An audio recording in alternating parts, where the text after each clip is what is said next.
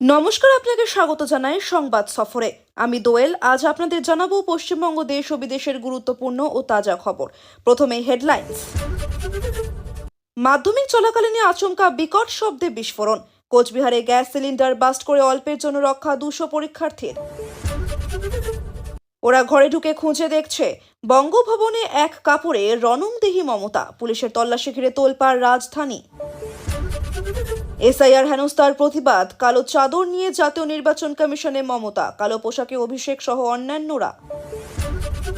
নাতির নামকরণ করে বাড়ি ফেরা হলো না দাদুর। মুর্শিদাবাদের সুতিতে চলন্ত বাস থেকে ছিটকে পড়লেন বৃদ্ধ। মুহূর্তে সব শেষ। মাধ্যমিক দিতে যাওয়ার সময় কান্দিতে পথ দুর্ঘটনা। গুরুতর আহত হয়ে পরীক্ষায় দেওয়া হলো না 3 ছাত্রের। দিল্লির বাসভবনে পুলিশের তল্লাশি। পাল্টা আক্রমণে শ্রমিক শুভেন্দু ও অধীর। ইংরেজবাজারের জেলা স্কুলের এসআইআর শুনানি কেন্দ্রে তুমুল সংঘর্ষ। আহত একাধিক। আমি যতদিন মুখ্যমন্ত্রী আছি মিয়াদের কপালে দুঃখ আছে। ভোটের আবহে হুমকি হেমন্ত বিশ্ব শর্মার। ঢোল ধামসার তালে আদিবাসী জীবনের উচ্ছ্বাস। নাচে গানে সুখ সমৃদ্ধি মঙ্গল কামনা। পুরুলিয়ায় জমজমাট কারাম উৎসব। খড়গপুরের গ্রাম থেকে সোজা মাইক্রোসফট। প্রায় 1 কোটি টাকার চাকরির অফার লেটার সুমন বেরার হাতে। ছেলের কীর্তিতে গর্বিত বাংলা। এরকম মিথ্যেবাদী নির্বাচন কমিশন আমি কখনো দেখিনি। জ্ঞানেশের সঙ্গে বৈঠক বয়কট করে বললেন মমতা। শুভেন্দু সহ বিরোধী দলের নেতাদের নিরাপত্তার দায়িত্ব নিতে হবে রাজ্যকে, স্পষ্ট নির্দেশ আদালতের। এআই দিয়ে হাজার হাজার নাম বাদ দেবার রহস্যময় সীমা খান্নাকে নিয়ে প্রশ্ন তুললেন মমতাও। নিলম্বিত হলেও বিধানসভার শেষ অধিবেশনের প্রাক্তন সতীর্থ বিধায়কদের পাশেই বসতে হবে ভরতপুর বিধায়ক হুমায়ুনকে। অরিজিৎ সিং এর বাড়িতে রাত কাটালেন আমির। সামনে এলো 2 তারকার মহাপরিকল্পনা। বাংলাদেশে আল কায়দার লোক ঘুরছে। মারাত্মক হুঁশিয়ারি শেখ হাসিনার ছেলের। পরপর হামলায় রক্তাক্ত বালুচিস্তান। নেপথ্যে আসল মাথা 2 মহিলা। উত্তর দিনাজপুরের গোয়ালপুকুরে পারিবারিক জমি বিবাদ ঘিরে রক্তারক্তি কাণ্ড। ধারালো অস্ত্রের কোপে আহত এক বিএসএফ জওয়ানের। মৃত্যু হলো দাদার। শিলিগুড়ির স্বাস্থ্য পরিষেবায় নয়া সংযোজন। আরবান হেলথ সেন্টারে ঝা চকচকে এক্স-রে ইউনিট। বাঁকুড়ার হরিরামপুরে রাস্তা তৈরি নিয়ে 2 পাড়ার সংঘর্ষ। আহত 8। বঙ্গভবন সহ দিল্লির একাধিক ভবনে বাড়ানো হচ্ছে নিরাপত্তা। যাচ্ছে 20 থেকে 25 জনের বাড়তি বাহিনী। কে দেশপ্রেমিক রাহুল? অপ্রকাশিত গ্রন্থ উদ্ধৃত করতেই উত্তাল সংসদ। না, ও পারে না, কিন্তু চোখে তো অনেক স্বপ্ন। 4 বছর অসুস্থ থাকার পর মায়ের কোলে মাধ্যমিক পরীক্ষা দিল অনন্যা। এসআইআর এর কাজে হস্তক্ষেপ নয়, আইন ভাঙলে কড়া ব্যবস্থা। মমতার আক্রমণের পর পাল্টা জবাব দিল নির্বাচন কমিশন। আগামী কয়েকদিন রাজ্যের আবহাওয়া পরিবর্তনের সম্ভাবনা। কিছু জেলায় ভারী বৃষ্টি ও ঝোড়ো হাওয়ার সতর্কবার্তা জানা গেছে। এই ছিল আজকের দিনের গুরুত্বপূর্ণ সব শিরোনাম। এবার একে একে বিস্তারিতভাবে জেনে নেব প্রতিটি খবরের পেছনের পুরো ঘটনা। আমাদের ভিডিও ভালো লাগলে অবশ্যই সাবস্ক্রাইব করবেন এবং লাইক শেয়ার করে আগামী দিনে এগিয়ে যাওয়ার অনুপ্রেরণা দেবেন। রাজধানীতে পুলিশের তল্লাশি অভিযান ঘিরে তীব্র রাজনৈতিক বিতর্ক। অভিযোগ, অনুমতি ছাড়াই বাড়িতে ঢুকে তল্লাশি চালানো হচ্ছে। এই ইস্যুতেই রণংদেহী মেজাজে বঙ্গভবনে পৌঁছন মুখ্যমন্ত্রী মমতা বন্দ্যোপাধ্যায়। এক কাপড়ে রাজভবনে গিয়ে সরাসরি প্রশ্ন তোলেন, কোন আইনে কার নির্দেশে এই তল্লাশি?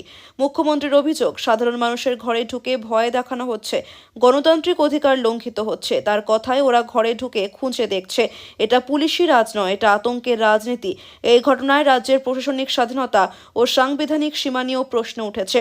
অন্যদিকে পুলিশের দাবি, তল্লাশি আইন মেনেই হচ্ছে এবং পরিস্থিতি সামাল দিতেই এই পদক্ষেপ। তবে মুখ্যমন্ত্রীর প্রকাশ্য ক্ষোভ ও সরাসরি রাজভবনে যাওয়াকে কেন্দ্র করে রাজধানীতে রাজনৈতিক উত্তাপ চরমে। বিরোধীদের একাংশ বলছে, আইন শৃঙ্খলা রক্ষার নামে প্রশাসনিক সংঘাত তৈরি হচ্ছে। সব মিলিয়ে পুলিশের তল্লাশি অভিযান এখন আর শুধু প্রশাসনিক বিষয় নয়, তা রীতিমতো রাজনৈতিক লড়াইয়ের কেন্দ্রে। আগামী দিনে এই সংঘাত কোন দিকে যায় সেদিকেই তাকিয়ে রাজনৈতিক মহল। দিল্লির বঙ্গভবনকে ঘিরে পুলিশের তল্লাশি নিয়ে রাজনৈতিক উত্তেজনা চরমে। এই ঘটনাকে কেন্দ্র করে এবার পাল্টা আক্রমণে নামলেন বিজেপি ও কংগ্রেস নেতৃত্ব। বিজেপি নেতা শ্রমিক ভট্টাচার্য ও বিরোধী দলনেতা শুভেন্দু অধিকারীর দাবি, আইন শৃঙ্খলা রক্ষার স্বার্থেই পুলিশ প্রয়োজনীয় পদক্ষেপ করেছে, এতে রাজনীতির রং দেওয়া ঠিক নয়। শুভেন্দু অধিকারীর কটাক্ষ, আইনের ঊর্ধ্বে কেউ নন, তদন্ত হলে সহযোগিতা করা উচিত। অন্যদিকে শ্রমিক ভট্টাচার্যের বক্তব্য, প্রশাসনিক প্রক্রিয়াকে ইচ্ছাকৃতভাবে রাজনৈতিক নাটক বানানো হচ্ছে। এই ইস্যুতে সরব কংগ্রেসও। অধীর রঞ্জন চৌধুরীর প্রশ্ন, রাজভবন ও প্রশাসনের সংঘাত গণতন্ত্রের পক্ষে কতটা স্বাস্থ্যকর? তার মতে, কেন্দ্র রাজ্য টানাপোড়েনের খেসারত সাধারণ মানুষকে দিতে হচ্ছে।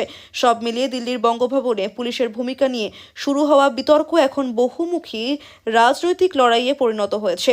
পরিস্থিতি কোন দিকে মোড় নেয় সেদিকে নজর রাজধানীর রাজনৈতিক মহলের। মালদহের ইংরেজ বাজারে জেলা স্কুলে এসআইআর শুনানি কেন্দ্রকে ঘিরে চরম উত্তেজনা। শুনানি চলাকালীন দুই পক্ষের মধ্যে বচসা থেকে শুরু হয়ে মুহূর্তের মধ্যেই তা তুমুল সংঘর্ষে রূপ নেয়। পরিস্থিতি সামাল দিতে ঘটনাস্থলে ছুটে আসে বিশাল পুলিশ বাহিনী। প্রত্যক্ষদর্শীদের দাবি, প্রথমে কথা কাটাকাটির পর ধাক্কাধাক্কি শুরু হয়, তারপরে লাঠি ও ইটের আঘাতে আহত হন একাধিক ব্যক্তি। আহতদের ইংরেজ বাজার জেলা হাসপাতালে ভর্তি করা হয়েছে। ঘটনায় শুনানি কার্যত ব্যাহত। পুলিশ জানিয়েছে পরিস্থিতি এখন নিয়ন্ত্রণে, তবে এলাকায় উত্তেজনা থাকায় অতিরিক্ত বাহিনী মোতায়েন করা হয়েছে।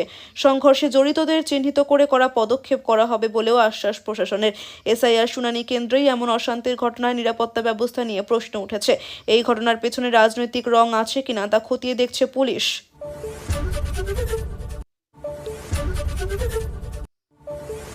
ভোটার তালিকার নিবিড় সংশোধন ইস্যুতে নির্বাচন কমিশনের সঙ্গে বৈঠক করেন মমতা বন্দ্যোপাধ্যায়। মুখ্য নির্বাচন কমিশনার জ্ঞানেশ কুমারের সঙ্গে বৈঠক করেন তিনি। প্রায় 1 ঘন্টা ধরে বৈঠকের পর বেরিয়েই কমিশনকে কড়া ভাষায় আক্রমণ মমতার। পাশাপাশি নির্বাচন কমিশনের বিরুদ্ধে একাধিক অভিযোগ তোলেন তৃণমূল নেত্রী। এবার মমতার অভিযোগের জবাব দিল নির্বাচন কমিশন। মুখ্য নির্বাচন কমিশনার জ্ঞানেশ কুমারের মমতা বন্দ্যোপাধ্যায়ের প্রশ্নগুলির জবাব দিয়েছেন এবং স্পষ্ট করে দিয়েছেন যে আইনের শাসন কার্যকর হবে এবং কেউ আইন নিজের হাতে তুলে নিলে কমিশনের হাতে থাকা আইনগত বিধান ও ক্ষমতা অনুযায়ী কঠোর ব্যবস্থা নেওয়া হবে।